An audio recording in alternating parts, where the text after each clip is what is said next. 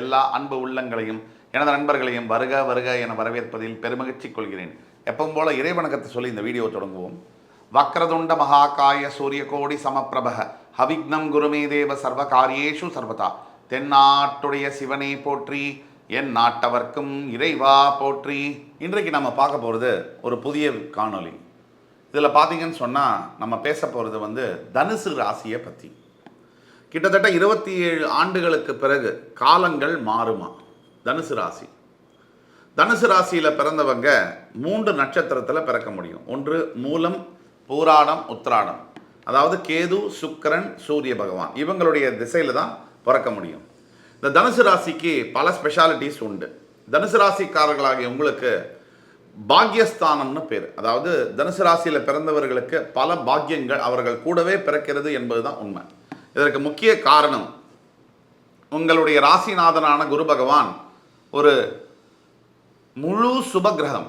அதாவது உங்களோட காலபுருஷனுடைய முதல் வீடு மேஷத்திலிருந்து 9ஆம் வீடு தனுசு ராசி. இந்த தனுசு ராசிக்கு அதிபதியாக வரக்கூடிய குரு பகவான் என்பவர் முழு சுபகிரகம் ஆவார்.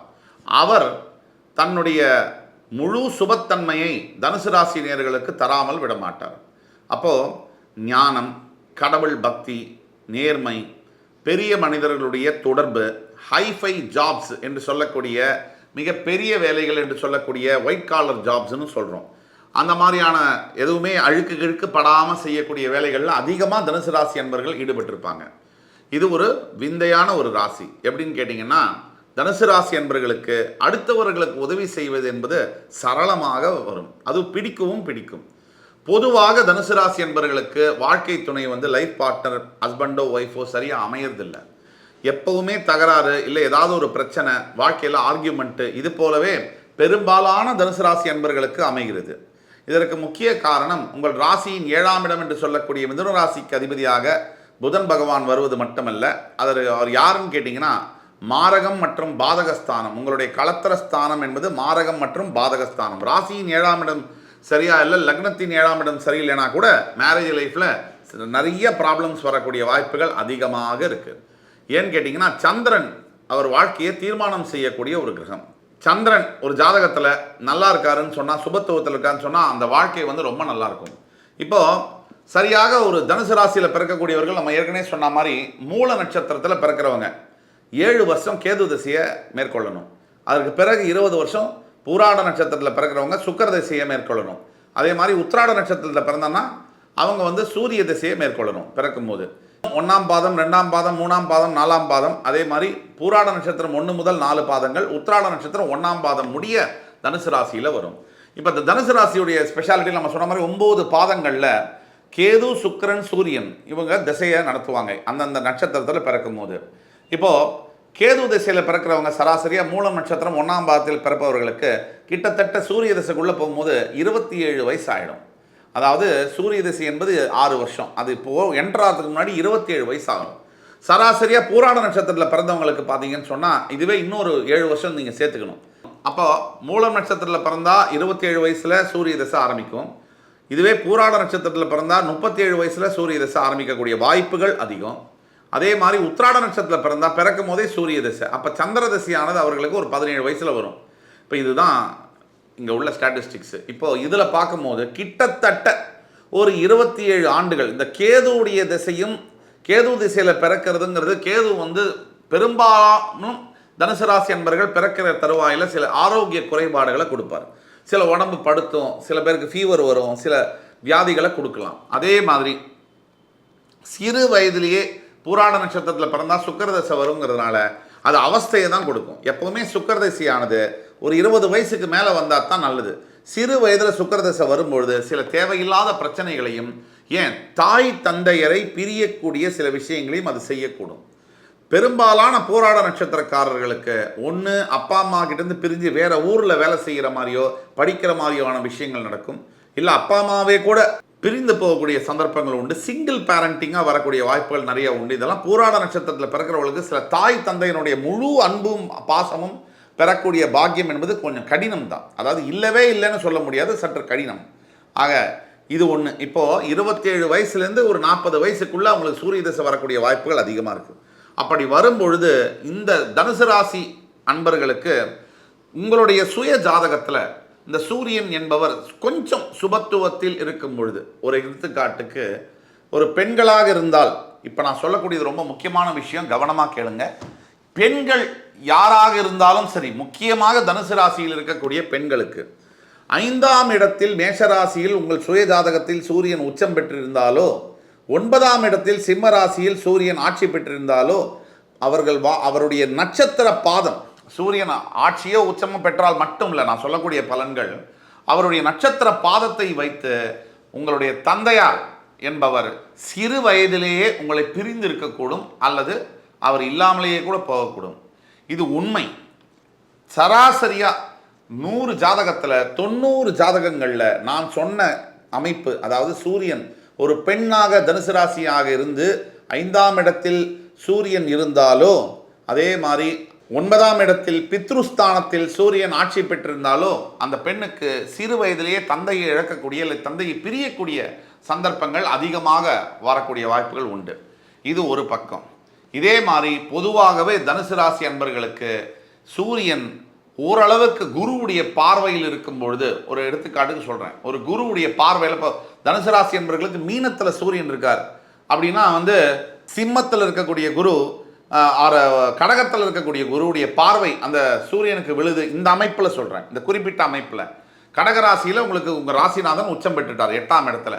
அவர் தன்னுடைய 9ஆம் பார்வையால் உங்களோட சுய ஜாதகத்தில் உங்களுடைய மீன ராசியில் சூரியன் இருக்கிற பட்சத்தில் அந்த குரு உச்சம் பெற்ற குருவுடைய பார்வையில் அந்த சூரியன் கனெக்ட் ஆகும்போது அந்த சூரிய திசை என்பது சொல்லவே முடியாத அளவிற்கு மிகப்பெரிய உயர்வுகளை தரும். ஒரு எடுத்துக்காட்டுக்கு, சராசரியாக 3 வேளை சாப்பாட்டுக்கு கஷ்டப்படுற ஒருத்தர் திடீர்னு ஒரு தனுசு ராசியில் இருக்கார், ஒரு சூரிய திசை வருதுன்னு சொன்னால் நாட்டை ஆளக்கூடிய பதவிகளில் உட்கார வச்சிடும்.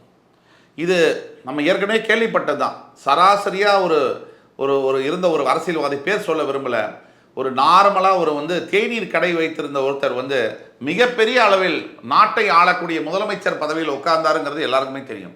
ஆக ஒரு சூரிய திசை தனுசு ராசி அன்பர்களுக்கு வருதுன்னு சொன்னால் அந்த சூரியன் கொஞ்சம் வலுப்பெற்றிருந்தால் கூட உங்கள் வாழ்க்கையை ராஜயோகத்தை கொடுக்கும். இது ஒன்று.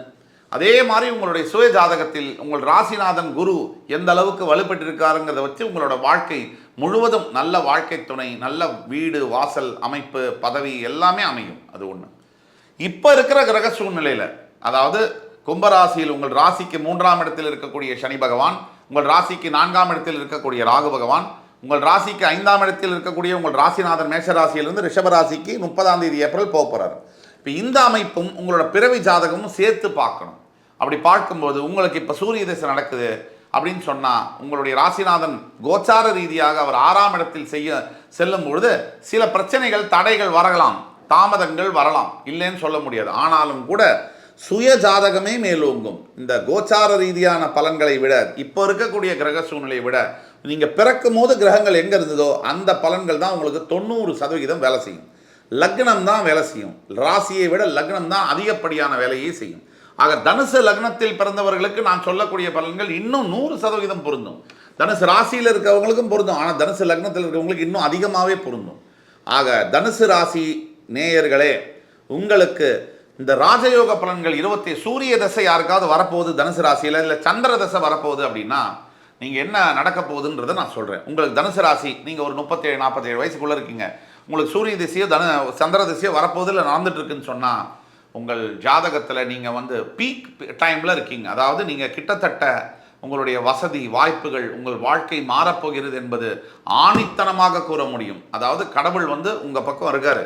தனுசு ராசி நேயர்கள் கடந்த ஒரு 7.5-8 வருஷமாக இந்த சனி பகவானுடைய 7.5 நாட்டு சனியினால் பாதிக்கப்பட்டு மிகுந்த துன்பத்திற்கு ஆளாகி கோடிக்கணக்கில் காசை இழந்து கடன் தொல்லைகளால் அவமானத்தால் அவதிப்பட்டிருக்கக்கூடிய தனுசு ராசி நேயர்களே, கல்யாணமாகாமல் காத்து கொண்டிருக்கக்கூடிய தனுசு ராசியில் இருக்கக்கூடிய இளைஞர்களே, அதே மாதிரி படித்ததை வேலை கிடைக்கல, வேலை கிடைக்காம காத்திருக்கக்கூடிய யங்ஸ்டர்ஸ் தனுசு ராசியில் லட்சம் பேர் இருக்கீங்க. இவங்க எல்லாருக்கும் சொல்கிறேன், டிசம்பர் 22, 2023 அப்புறமா சத்தியமாக உங்களுக்கு நல்ல காலம் பிறந்தாச்சு. நம்புவது உங்கள் கையில் தான் இருக்குது. முயற்சியை இப்போ நீங்கள் எடுத்து வைக்கும்பொழுது சாதகமான முடிவுகள் உங்களுக்கு சேரும்.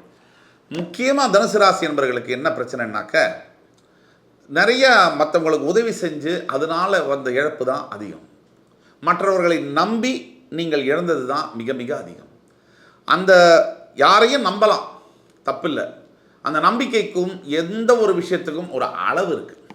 நீங்கள் வெளுத்ததெல்லாம் பால் அப்படின்னு நினச்சி நம்புறது மாற்றிக்க வேண்டிய ஒரு விஷயம். நீங்கள் எதை இதெல்லாம் மாற்றிக்கணும் உங்கள் எதிர்காலத்தில் நீங்கள் நல்லா இருக்கிறதுக்கு, அதை பற்றி பேசுவோம். முதல்ல நீங்கள் கண்ணா பின்னான்னு கண்மூடித்தனமாக மற்றவங்கள நம்புறதை மாற்றியே ஆகணும். ரெண்டாவது, உங்கள் சார்ந்த விஷயங்களை படன்னு எல்லார்கிட்டையும் போய் பேசக்கூடாது. யார் தெரிஞ்சவங்க, தெரியாதவங்க, புரிஞ்சவங்க, புரியாதவங்க, யாரை பார்த்தாலும் உடனே படப்படன்னு எல்லா விஷயத்தையும் நீங்கள் பேசுறது உங்களுக்கு அது நெகட்டிவாக மட்டும்தான் முடியும். ஏன்னா இன்னார் யார் பாத்திரம் அறிந்து பிச்சை கொடுன்னு சொல்கிறாங்க. அந்த மாதிரி யாருக்கிட்ட நீங்கள் பேசுகிறீங்க, அவங்க யார், உங்களுக்கு அவங்க எப்படிப்பட்ட நபர், இதெல்லாம் தெரியாமல் நீங்கள் பேசுகிறது உங்களுக்கு சரியான பலனை கொடுக்க முடியாது. ஆக நீங்கள் கவனமாக இருக்கணும். மூன்றாவது விஷயம், பணம் செலவு பண்ணும்போது நம்ம பையில் இருக்கிற வரைக்கும் தான் அது 5 ரூபா. நம்ம பையை விட்டு இந்த பக்கம் போயிடுச்சுன்னா அந்த 5 ரூபா போச்சு. ஆக நீங்கள் பணம் செலவு பண்ணும்போது ரொம்ப ரொம்ப ரொம்ப ரொம்ப கேர்ஃபுல்லாக இருக்கணும். இல்லைன்னு சொன்னால் ரொம்ப கஷ்டமாயிடும். இதெல்லாம் நீங்கள் ஃபாலோ பண்ணணும். இது எல்லாத்துக்கும் மேலே நீங்கள் செய்ய வேண்டிய முக்கியமான ஒரு விஷயம் நம்பிக்கை. நீங்கள் தனுசு ராசி அன்பர்கள், நீங்கள் ஒன்று புரிஞ்சுக்குங்க, உங்களை விட கஷ்டப்படுறவங்க கோடிக்கணக்கில் இருக்காங்க. நீங்கள் நினைக்கிறது நீங்கள் தான் உலகத்திலே ரொம்ப கஷ்டப்படுறீங்க அப்படின்னு நினைக்கிறீங்க. அது ரொம்ப தவறான ஒரு கருத்து. 12 ராசிகளில் ஓரளவுக்கு கம்மியாக கஷ்டப்படக்கூடியது உங்களோட ராசிநாதன் குரு பகவான் உங்கள் ராசியில் மூலத்திரிகோண ஸ்தானம் அடைவார். அப்படிங்கிற காரணத்தினால மற்றவர்களை கம்பேர் பண்ணும்போது உங்களுக்கு இது கம்மியாக தான் இருக்கும். இருந்தாலும் பெண்களாக இருக்கக்கூடிய பல தனுசு ராசி என்பவர்களுக்கு கணவருடைய உடல்நிலையில் பாதிப்புகள் வரக்கூடிய வாய்ப்புகள் இருக்குது. ஏன் கணவருக்கு சில விபத்துகள்லாம் நடக்கக்கூடிய வாய்ப்புகள் இருந்தாலும் கூட உயிருக்கெல்லாம் எந்த ஆபத்தும் இல்லை. எதுவும் பயப்பட வேண்டாம், தைரியமாக இருக்கலாம். எது வந்தாலும் அந்த கெட்டது அதோட முடிஞ்சு போயிடும். அந்த அளவில் தனுசு ராசி என்பவர்களுக்கு பல துன்பங்களில் எத்தனை சவால்கள் உங்களுக்கு வந்தாலும் சரிங்க, ஒன்றை மட்டும் மறக்காதீங்க, கடைசியாக நீங்கள் ஜெயிக்க தான் போகிறீங்க. வெற்றி உங்களுக்கு தான் கிடைக்கும். காலங்கள் கண்டிப்பாக மாறப்போகிறது. உங்கள் காலம் உங்கள் கையில். இப்பொழுது காலம் உங்களுக்கு வசப்பட்டு கொண்டிருக்கிறது. அடுத்து வரும் காணொளியில் உங்கள் அத்துணை பேரையும் சந்திக்கும் வரை என் உயிரினும் மேலான தனுசு ராசி பெருமக்களே, உங்கள் அத்துணை பேருக்கும் என்னுடைய மனமார்ந்த நன்றிகளை தெரிவித்துக் கொண்டு உங்களிடமிருந்து விடைபெறுவது உங்கள் சுபாஷ் பாலகிருஷ்ணன். நன்றி, வணக்கம், வாழ்க வளமுடன்.